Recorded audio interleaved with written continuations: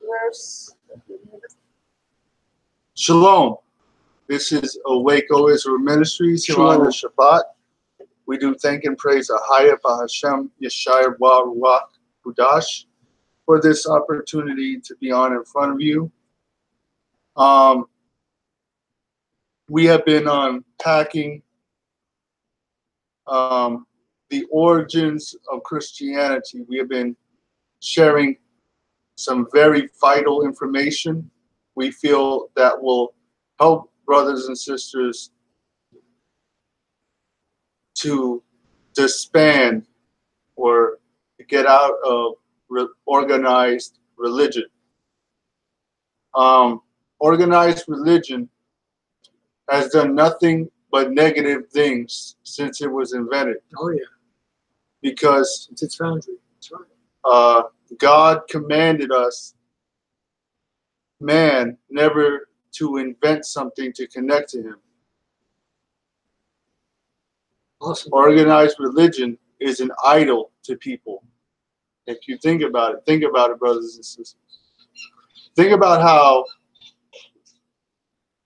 if you go to church or if you have been in the system, in the church system, how controlling it is over you. And yet there's no real freedom for you to operate in the system. That's right. Unless you have a license from a theological school, you cannot function as you have no functionality outside of in this pagan society, in this culture. And a culture is a system of beliefs, customs, unique to a specific race of people. When we think about culture, right? When we think about Europeanized culture or culture that is unique to the West, Greco-Roman American culture. Culture itself is set up upon pagan systematology or philosophy. Okay? When we look at the Bible, how do we know that God wrote the Bible? Now, that's not saying that people didn't write the Bible, but God spoke the Bible through people. Right. Now, inspired it to people. How do we know this? Because the way the Bible speaks, the way the Bible addresses things, for example,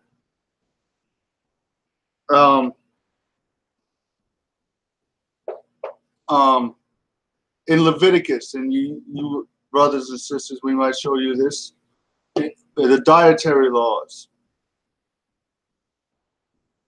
When God gave Moses the laws, the Ahayah gave Moses the dietary laws, and he was speaking about the foods you can eat and not eat. When he talked about the swine, he said a very interesting thing. Pigs are cloven-footed and chew the cud, but they don't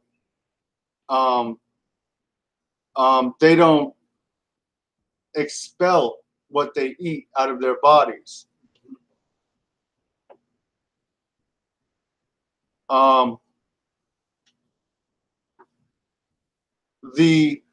Like the clean animals do, who have multiple stomachs. Cows have more than one stomach. A pig does not. Whatever a pig eats, whether it's good or bad, remains in its body, and it doesn't digest it. Not digest. It doesn't get rid of it. Oh, okay. And if you look at pigs, we all know this. Pigs eat everything.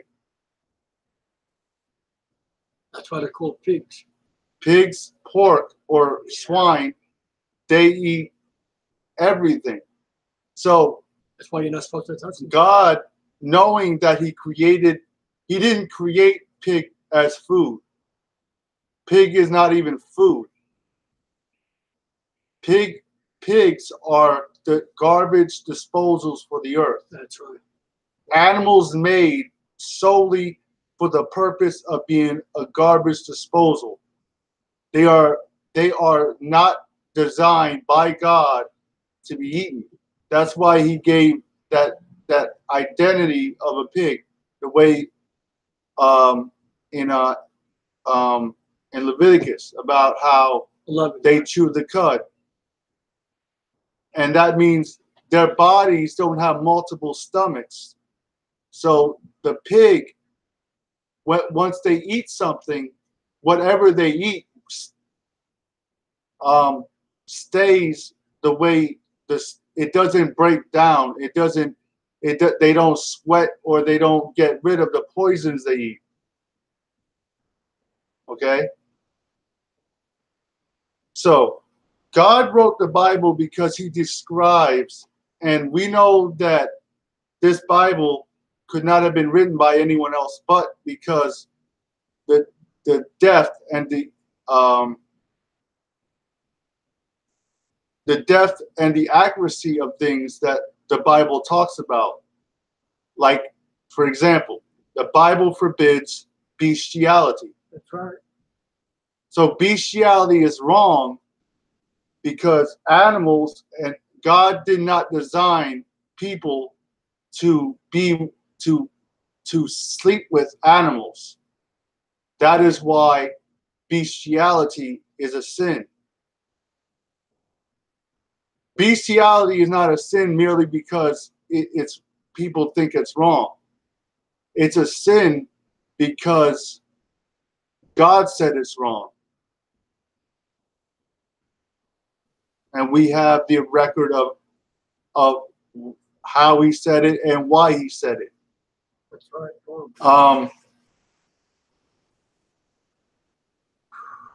Right? Yes, we have the Bible that tells us what is right and wrong. For example, incest, right? God forbids incest in the Bible, right? Incest is family members sleeping with each other. God is against incest, okay? I believe he is. So if we hear about people doing that, that is why we are disturbed about it, because we know that incest is wrong. We know that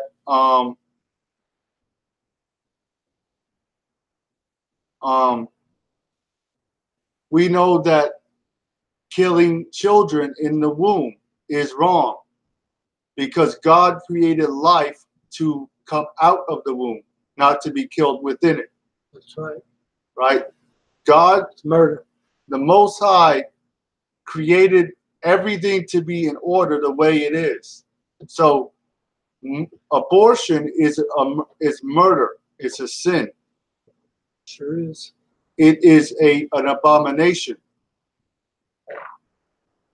That is why we were commanded to be fruitful and multiply and replenish the earth.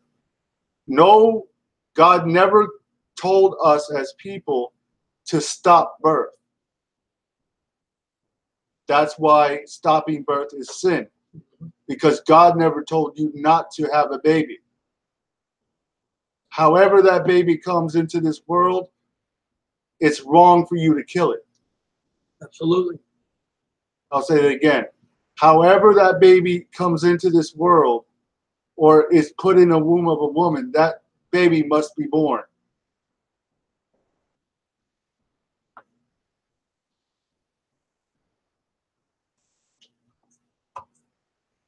So, and that's why we are appalled, or it disturbs us when we hear about abortion, because intellectually we know that life is meant to live. It's not meant to be killed before it lives.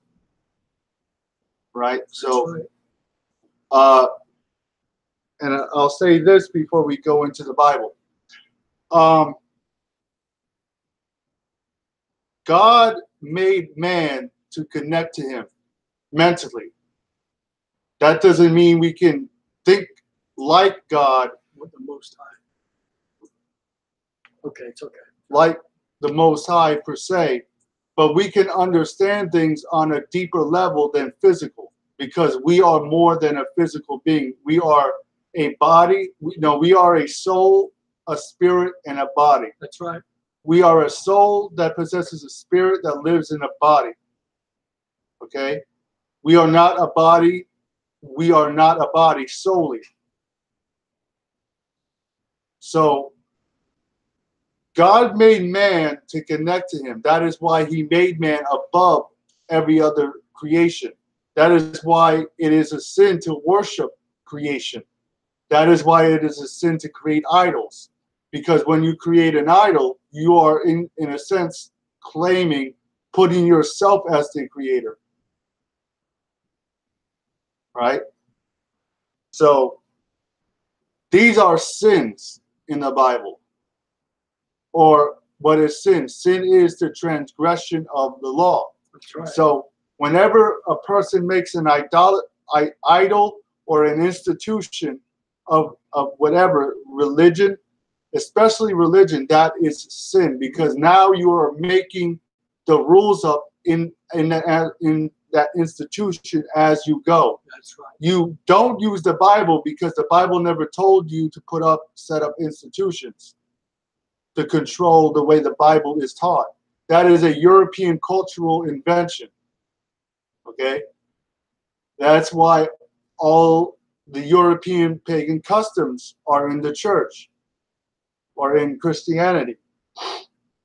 Christmas, Easter, pagan holidays, birthdays.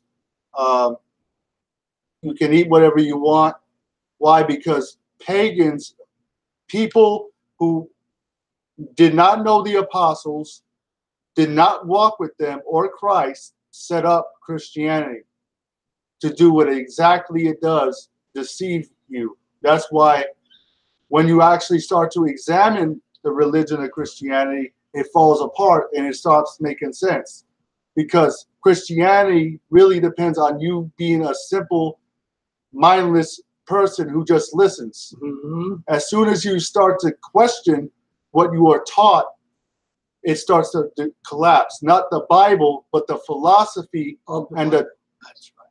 not the philosophy and the false doctrine that the church has drilled into you.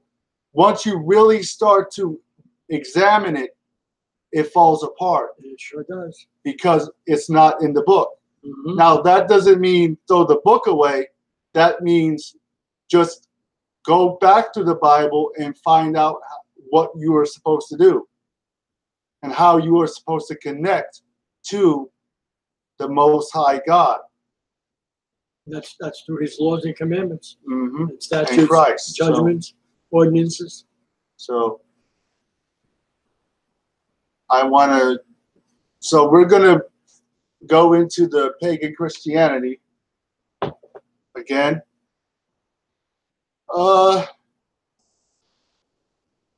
want to go Exodus 19. I'm going to stay a little while, Judge. I'll let you can read the book tonight. Okay.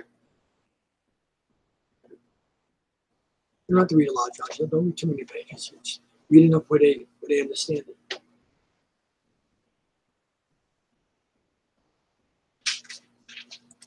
Exodus 19 5 or 16.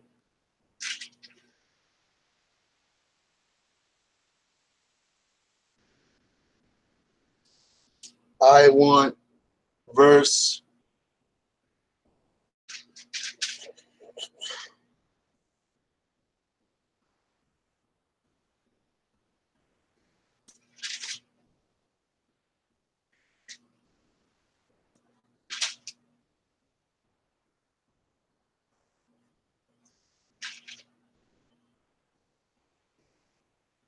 13.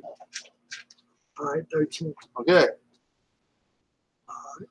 16. All right, verse 13. Exodus 19, verse 13. There shall not a hand touch it.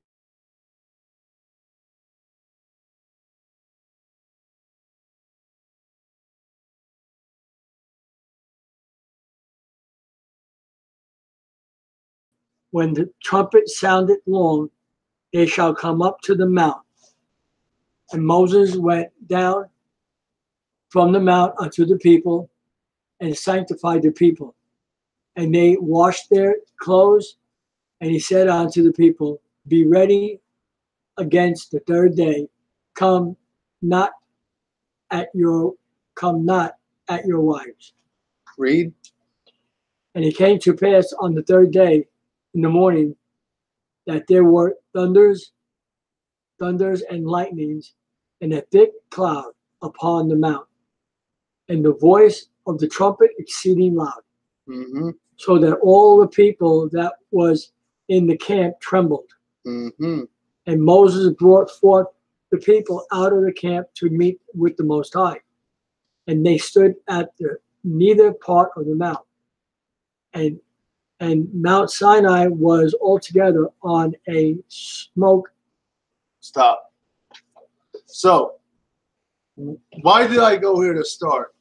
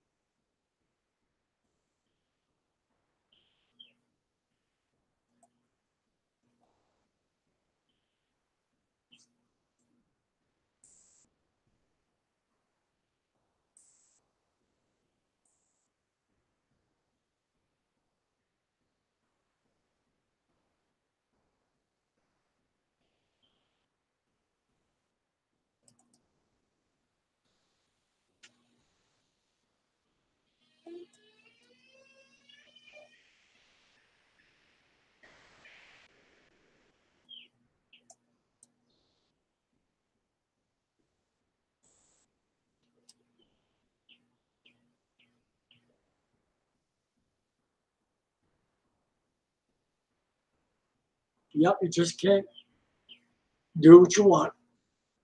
Can't eat what you want. Although the world's doing it, aren't they, Tom? Yeah. Yeah. Glorifying that pig.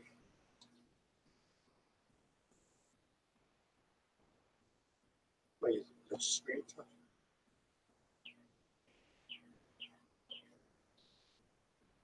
Okay, just bear with us for a moment.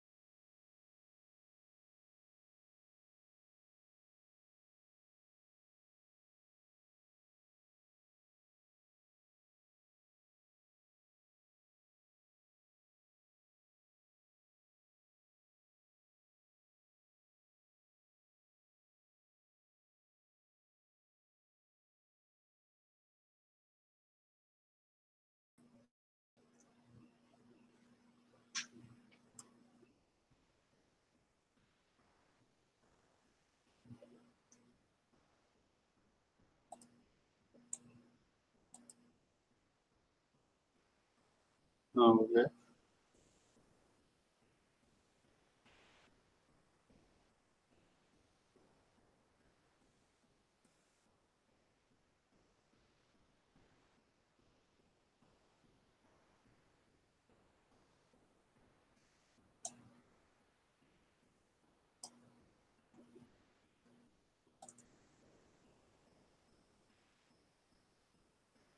So, the reason I went to Exodus 19 to begin with is I wanted to show you all a point here.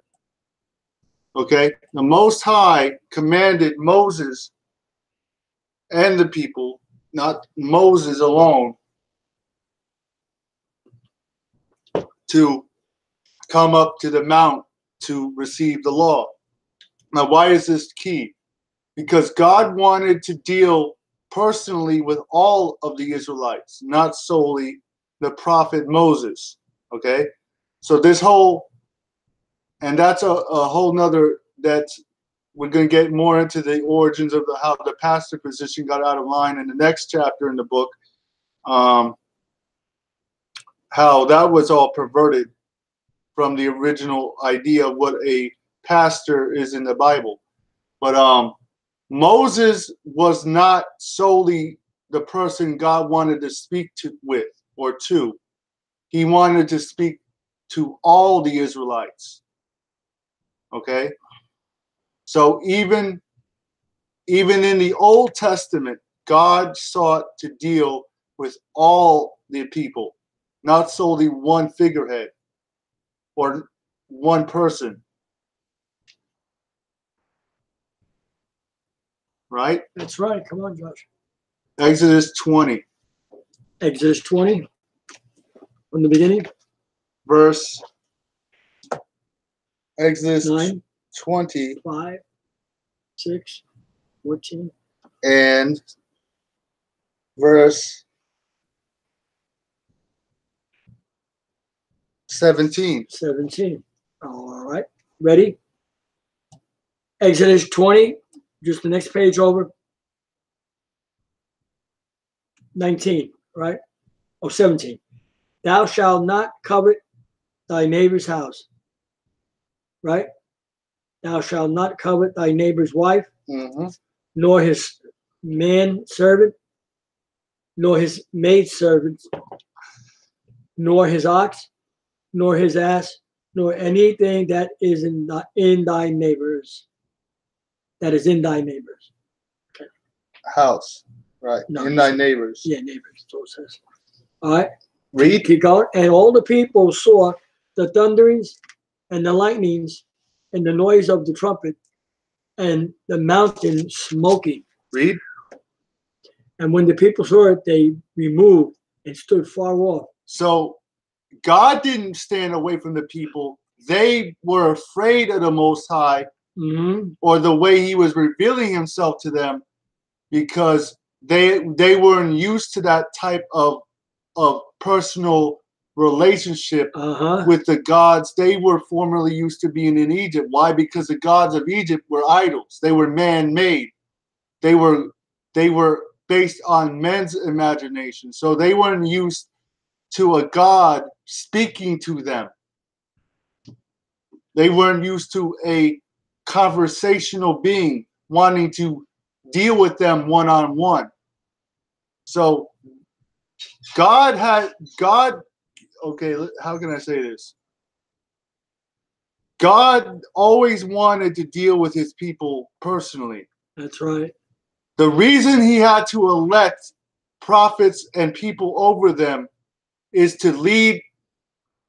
was to lead them to him. It was never for the person to control the people. That's right. Of the Most High. That's right. It was always more so for the person, the single person, to get all the people connected to God. But the Most High, right? 19, read. And they said unto Moses, speak thou with us. No, start that again. Verse 19. And they said unto Moses. So God didn't tell Moses. The people wanted Moses to be the only voice. Speak thou with us. So the whole idea of one person controlling people is a man-made concept, because people mostly are afraid to deal with God one-on-one. Read that again. And they said unto Moses, speak thou unto us, and we will hear. In other words, actually saying, speak for us. But let not the Most High speak with us. Stop. Don't let God speak to us. You speak. because we don't want to We be, can't take it. we don't want a relationship. We want a person to dictate to us. Wow, that's right, George. And Moses said unto the people, fear not, He said what? Fear. fear not. So Moses told the Israelites, don't be afraid of the Most High, right? Wow. Good. The most power is come to prove you, Test you. Good. And and that his fear may be before your faces. faces, that ye sin not. Okay. That you what? And you sin sin not. not. Ye So- sin not. And the people stood afar off, and the people, not God, and everyone see this? Yeah. And the people stood afar off. And Moses drew near unto the thick darkness So where the Most again, High was. God from the beginning, right? This is God dealing with people. God from the beginning has never wanted a single figurehead controlling everybody. That's right. God from the beginning Just read it. has always wanted to be a personal being with people. People want people to control them or speak for And them. let me say something real quick, John. That's so true, because in the Christian church, you can't speak on your own. You have to listen to a man, and it's just what they, right? Think about it. Yeah. Wow. So let's surmise this. So Ahayah descended on the mountain. Go to Numbers. Numbers 11.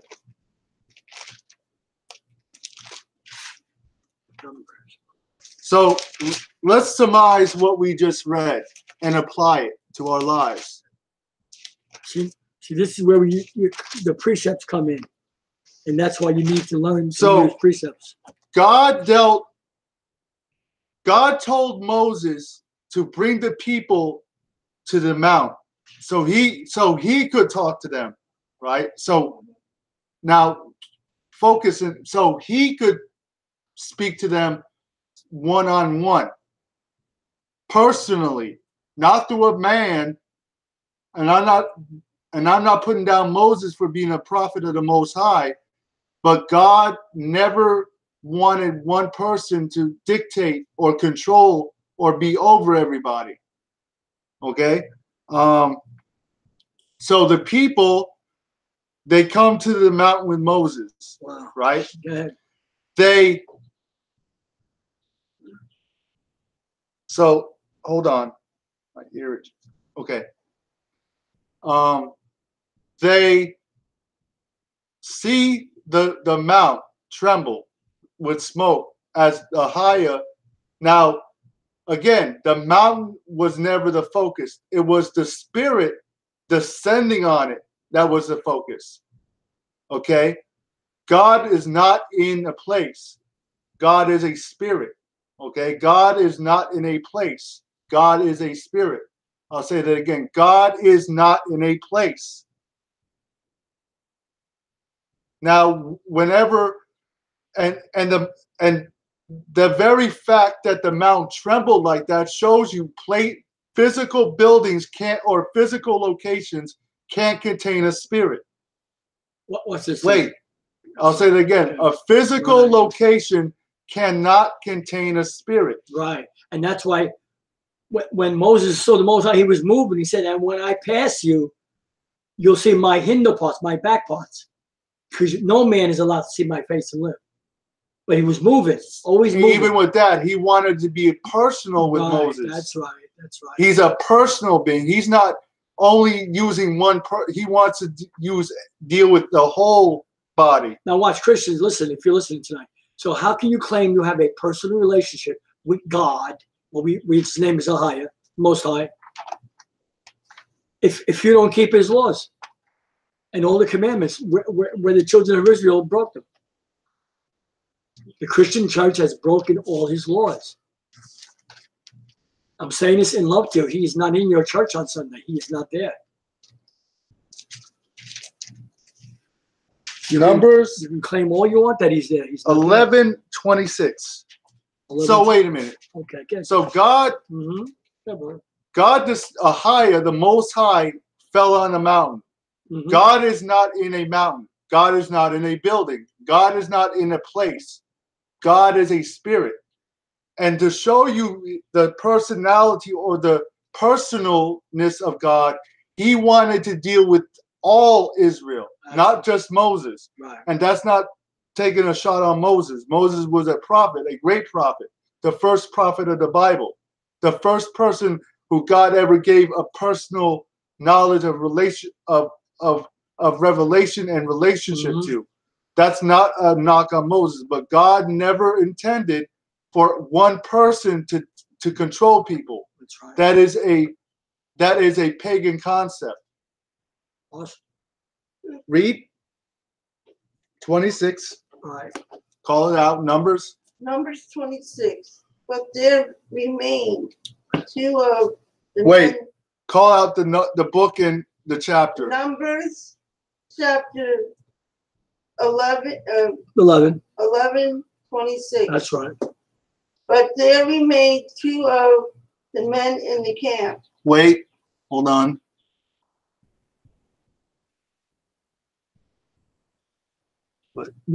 The names are Medad and Eliad. Okay, I got it. Eliad. But there remained. Read. Start it over, Mom. But there remained two of the men in the camp. So these were two people who were not Moses.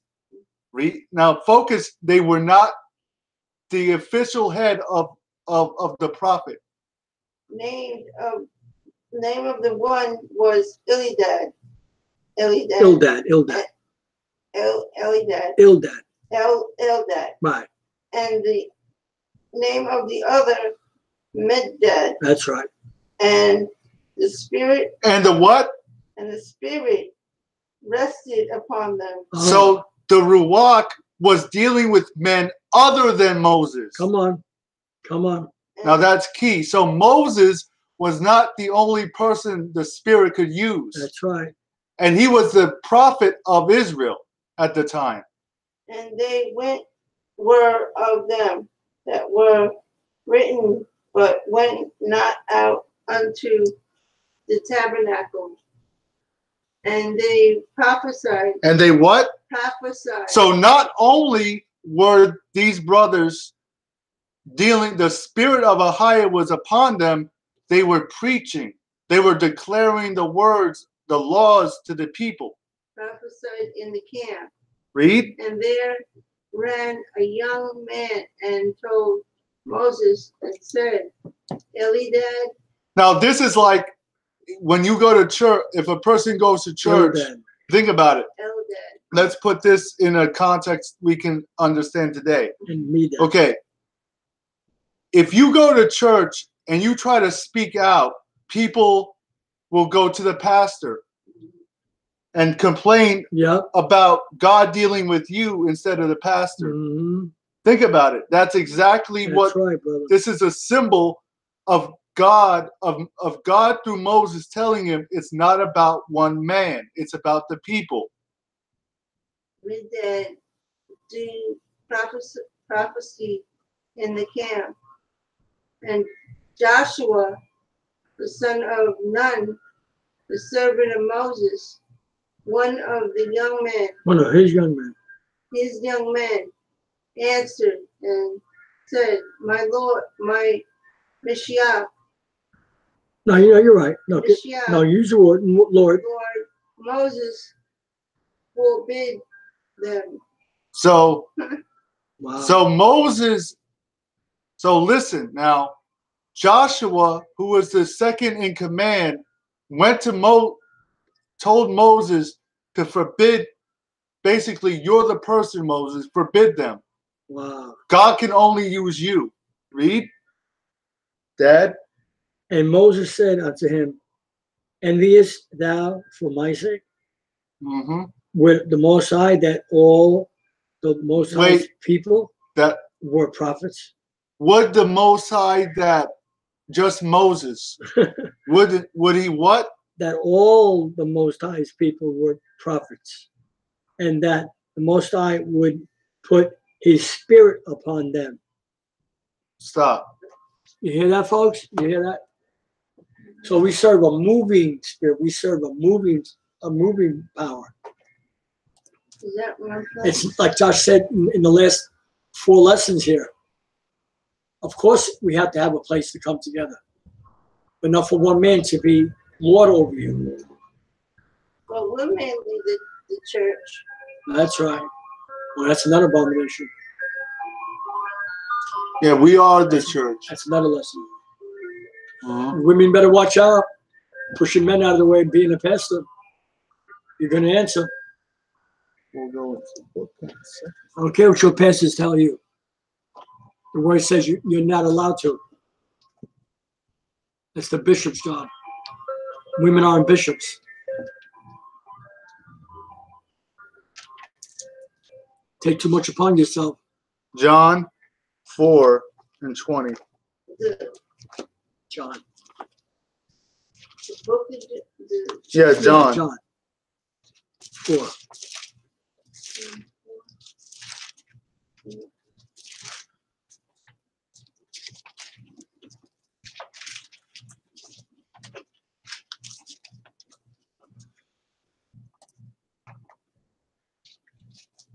John 4 what, Joshua? 20. Okay, 4:20. Okay. Look at this. You can read the rest tonight. I'll read some of the book with Josh. Just don't feel too good. All right, ready? The Gospel of John, the good word of John 4, the true word. Our fathers worship in this mountain, and ye say that in Jerusalem is the place where men ought to worship. So,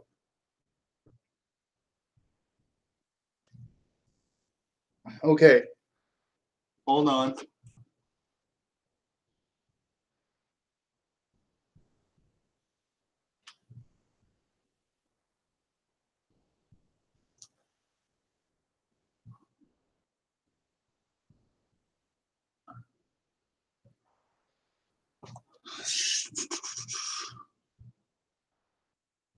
Okay, so we see that the Samaritan woman. Now the Samaritan woman was a Gentile, a pagan, right? So she was saying, we were told that God is in a mountain or in a physical location. So again, that whole idea of God being in a location is not a Hebraism or a Hebraic thought.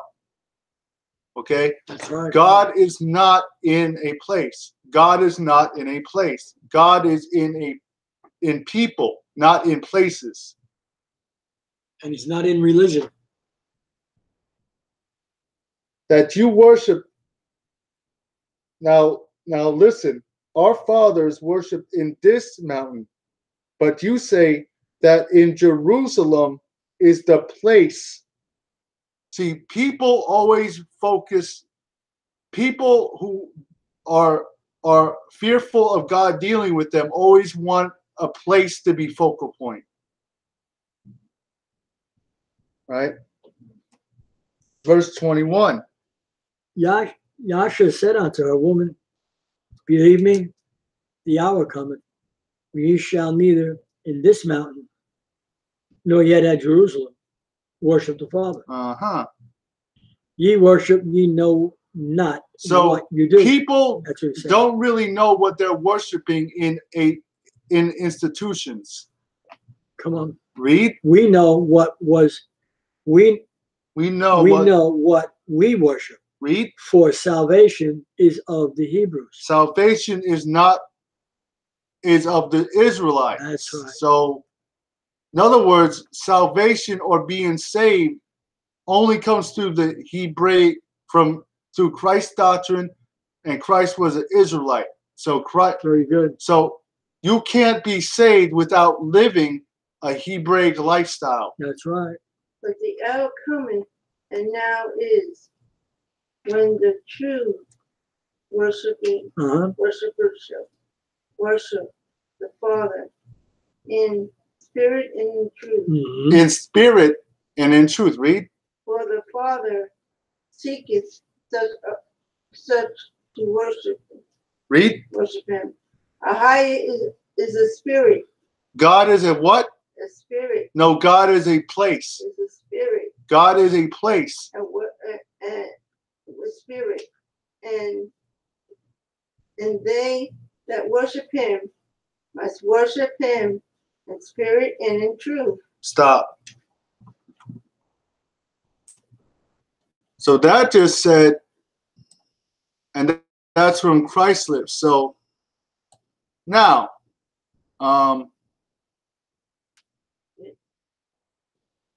so brothers and sisters, we understand that Christ said God is a spirit. Now that's a whole nother subject, but I'm just dealing with that part. God is a spiritual being. God is not in buildings. God is not in an institution. God is not in a church. God is in the people, in people. That's why even Christ said, the kingdom of God is within you, not within the temple, not within the priest, not within an institution. It's within you. In in Luke 17, 20 and 21, right? So God is not in a place. How can how can a person go somewhere that they are? You are a church or a temple. You are. You don't need a building to define your spirituality. Again, that whole idea is a man-made concept because people don't want to deal with God singly by themselves. They would rather have a person or an institution tell them how to deal with God. That's right. That's right, brother. Right? Yep. So now I want to share some more information out of the book.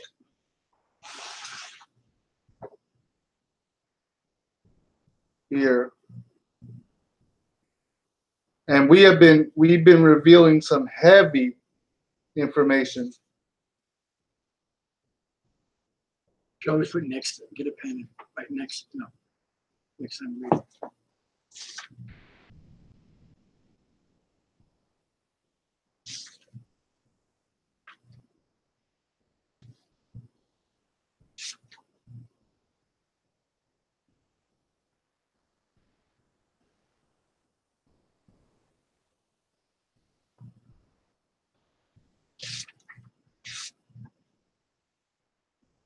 Hold on, what do I want to start? Okay. This is page 96 Tell them what book we're in, Josh. Pagan Christianity. in Pagan Christianity. I'll read a little bit and I'll ask my dad to read. Read the title, what it says in emphasis. The Puritans also invented a form of preaching called plain style. This style was rooted in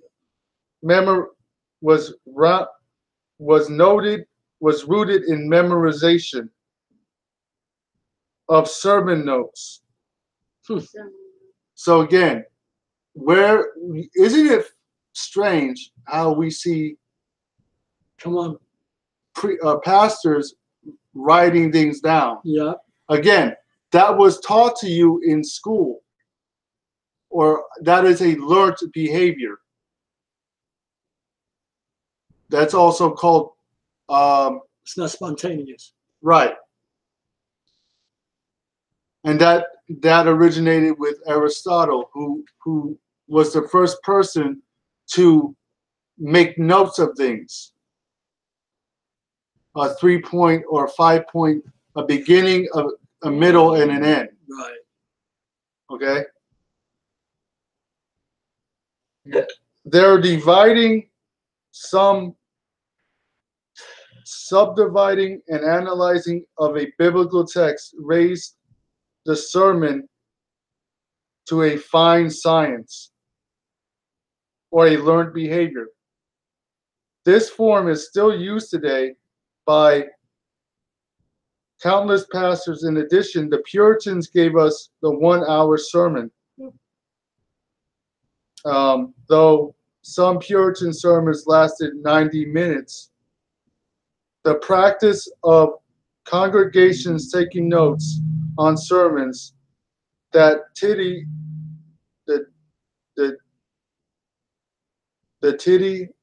4-point sermon outline, and the pastor's use of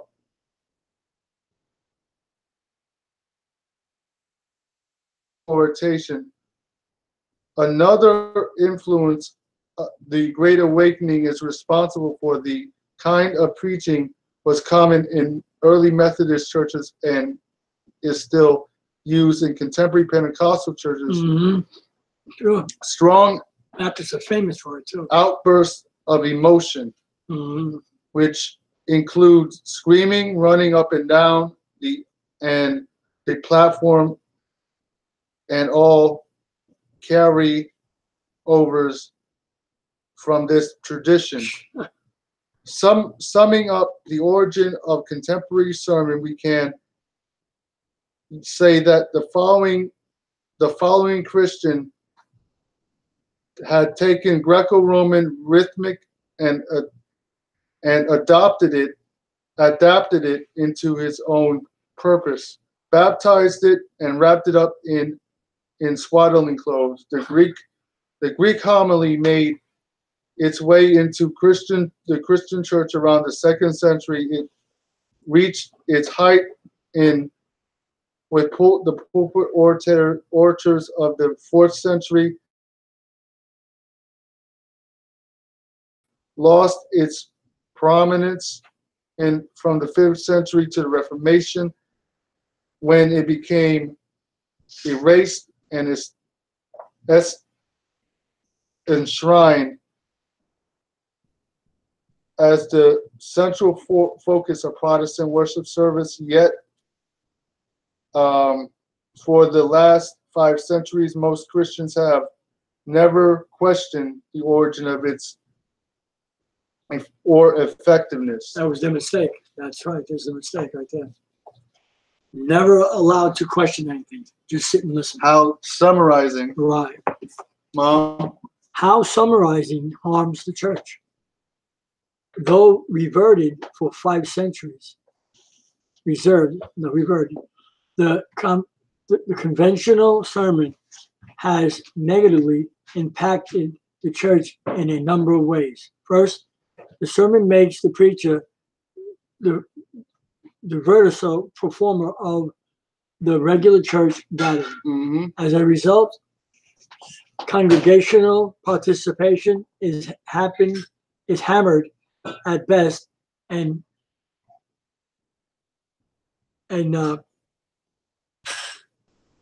precluded at worst. The sermon turns the church into a preaching station. The congregation degenerates into a group of muted spectators who watch a performance. Wow, true. There is no room for, like the singing, remember the other night? Mm-hmm. Room for, can you give me some more to me? For hypocrites, for interrupting or questioning the preacher while he is delivering his discourse. So, in other words, you hear that, folks? When you know this is how it works. When you go to church, you sit there silent unless you sing along with the choir for the whole time you're there, and your mind is not required in the church. Really, Wow. You're just there to listen to whatever a person tells you is there. Read. Excuse me, the prisoners and imprisons the functioning of the body of Yashayah. It fosters a docile priesthood by allowing pulpiteers to dominate the church gathering week after week. Read. Wow. And that's year after year, century after century. Second, the sermon often stalemates spiritual growth because it is a one-way affair. It encourages passivity. Passivity. The sermon perverts the church from functioning as intended. It suffocates mutual ministry. Wow. It smothers open participation. This causes the spiritual growth of the Most High's people to take a nosedive. If we are to mature, see Mark 4:24-25 and Hebrews 10:24-25. Read. We do not grow by passive listening week after week. In fact, none of the goals of the New Testament style preaching and teaching is to get each of us to function. Ephesians 11:16. It is to encourage us to open our mouths in the church meeting. 1 Corinthians 12:14. The conventional sermon hinders this very process. Mm-hmm. Wow. Third, the sermon preserves the umbilical clergy mentally. It creates an excessive and pathological dependence on the clergy. So, and that's true. People are pathologically dependent on people to tell them how to live. Mm-hmm. Instead of talking to God and reading for yourself what you should be doing. Read. Okay. What was the last word said? Pathological. Pathological.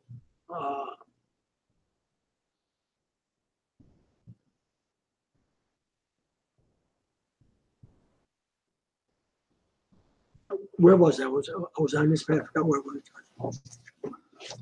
Dropping noise, make it say it.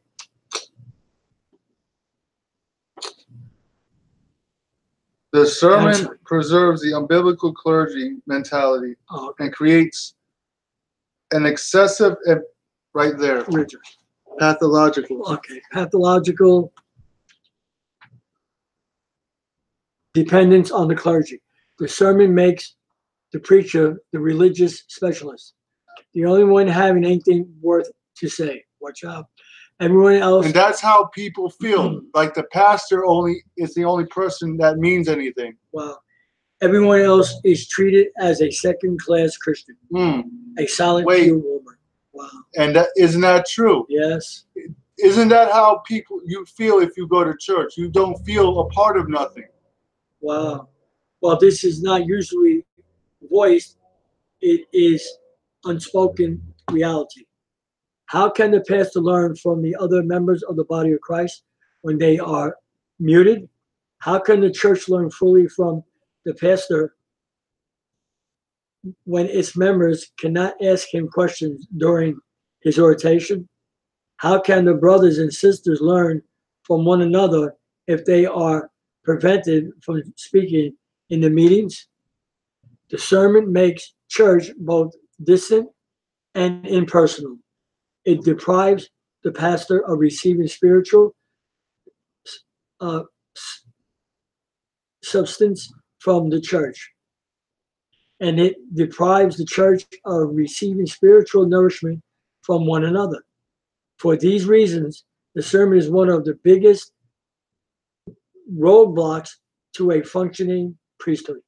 Wow. Read. Fourth, rather than equipping the saints, the sermon disskills them.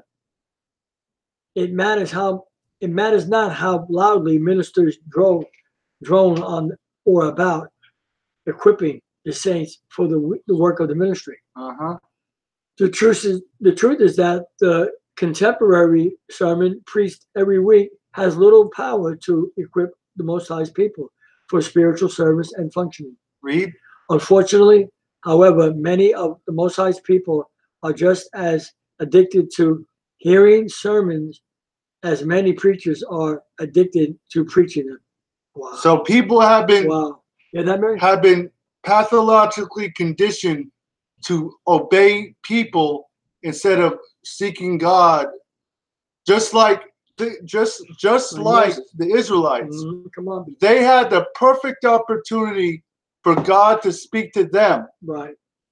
Again, this isn't a shot at Moses, but God wanted to deal with them, and not solely Moses. That's right. God wanted to open himself up to the Israelites, but the Israelites were so afraid because they weren't used to a God, a personality, or a personal.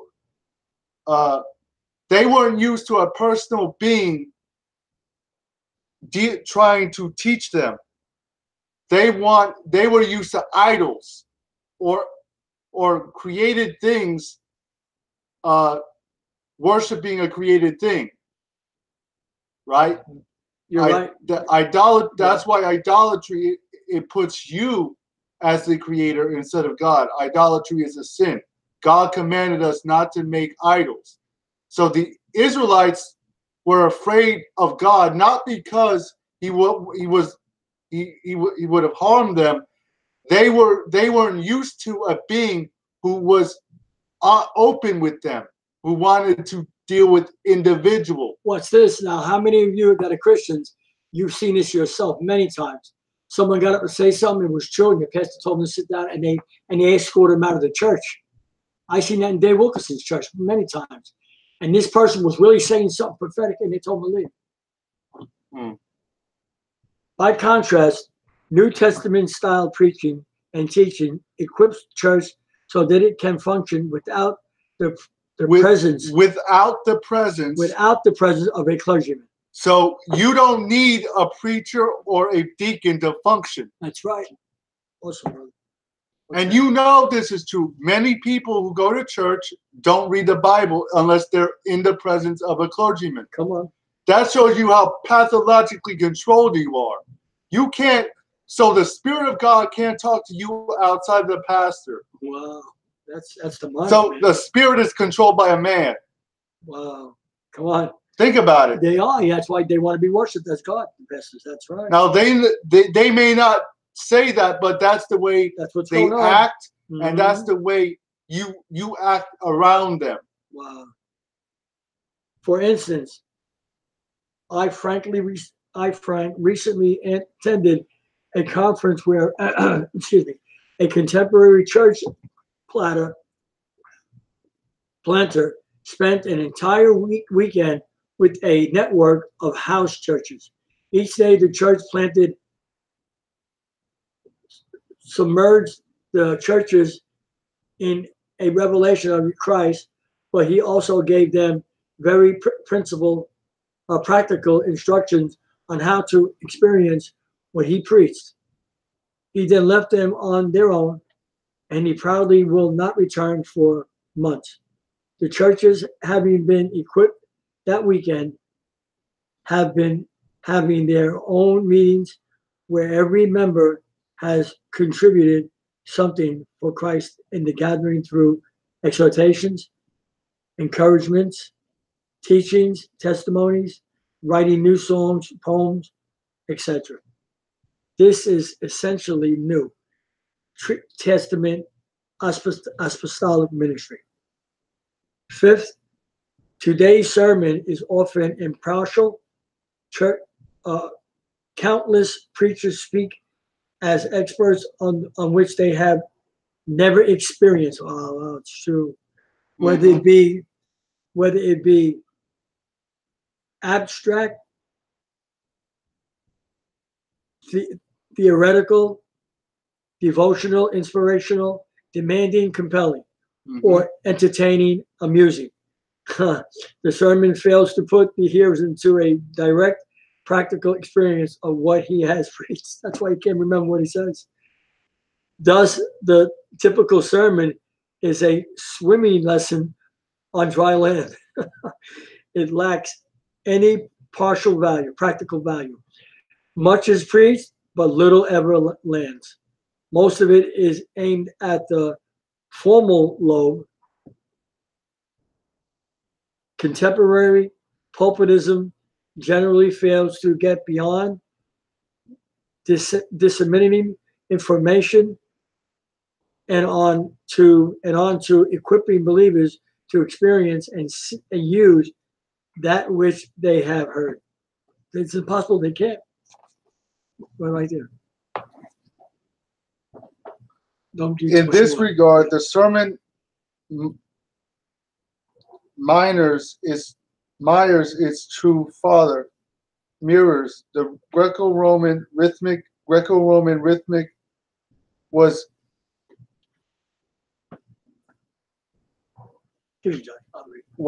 bathed in abstractism. It involved forms designed to extern display genius rather than instruct and develop talents in others. Now you know why the church is that time. Yeah. The contemporary polished sermon can warm the heart, inspire the will, and stimulate the mind, but it rarely, if ever, shows the term how to leave the humble.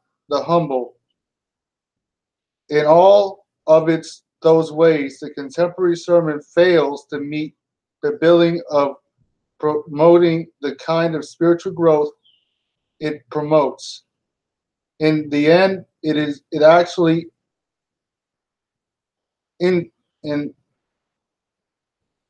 intensifies and empower the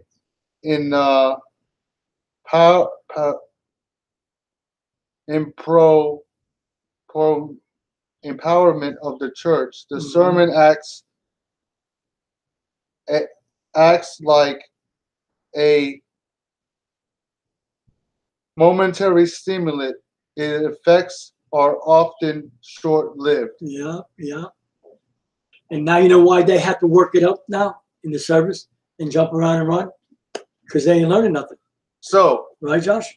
Telling you, Mary? Yeah. That's why you see that in the church. That's why you see them all yelling and screaming.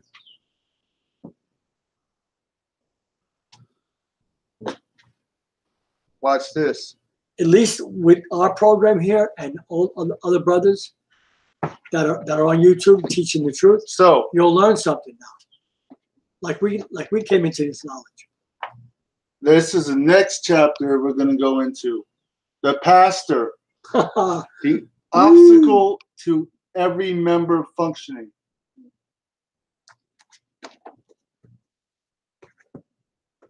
So there you have it. Docile, dead people. They claim they're alive. Where are you alive? Because you yell and scream on Sunday? That doesn't mean you're alive. That's the flesh. You haven't learned anything. You go from week to week, right? Month to month, year to year. I know. I was there. The same thing. I got the experience. I know. I don't know it all, but I know that, right? So, all of us. Like the Bible says, we are supposed to deal with God personally. Right. We don't need a prophet or a priest or a clergyman for God to deal with you, to deal with us. Your pastors, when they invite these false prophets, what do you think they're doing? They're taking your money.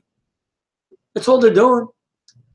You got to look up to them and say, wow, prophets coming. There's no more prophets. They're in the Bible, the prophets. Mm-hmm. They're in the Bible. Those are your prophets. These false prophets are going to answer every one of them. Jeremiah says it. They're in the Bible. I didn't send them. They ran.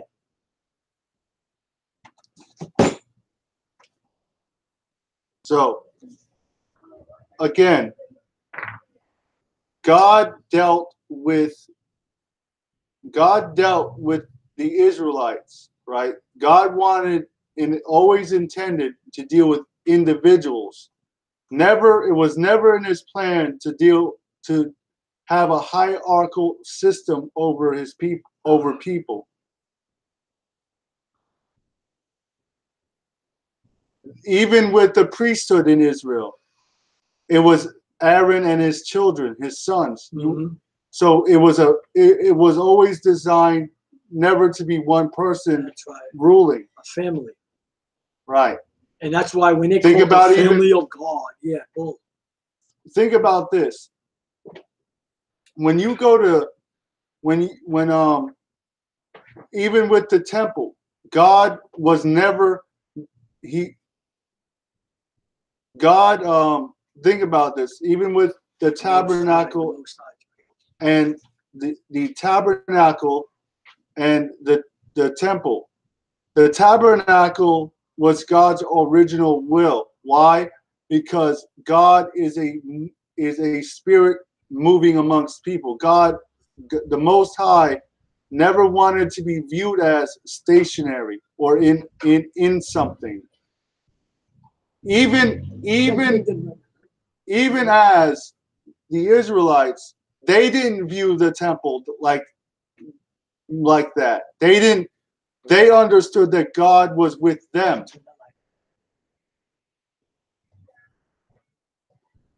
That even the priesthood was a symbol of God with them. It was never the priest being a solo symbol of himself. That's right. That's right. That's why God destroyed the temple.